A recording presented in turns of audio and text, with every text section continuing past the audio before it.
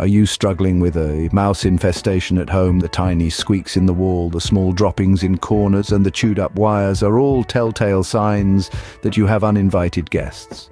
But don't worry, you can reclaim your space by following a few simple steps. First, start by identifying the signs of a mouse infestation. Mice leave behind small, dark droppings. You might also notice gnaw marks on furniture, food packages, or wires. If you spot these signs, it's time to take action. Second, consider using humane mouse traps. These traps lure mice with bait but do not harm them. You can use anything from peanut butter to cheese as bait. Once a mouse enters the trap, the door closes and it cannot escape.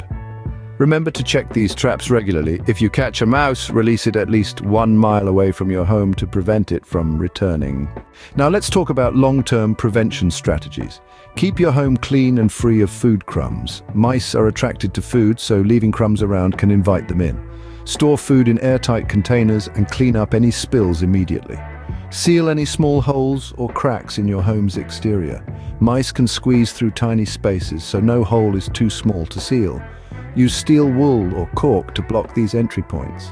Lastly, consider getting a cat. Cats are natural predators of mice and can help keep your home mouse-free. To recap, you can deal with a mouse infestation by identifying the signs using humane mouse traps and implementing long-term prevention strategies. Remember, cleanliness is key, and sealing any potential entry points can go a long way in keeping your home mouse-free. You don't have to share your home with mice. With a bit of vigilance and a proactive approach, you can keep your space safe, clean, and mouse-free.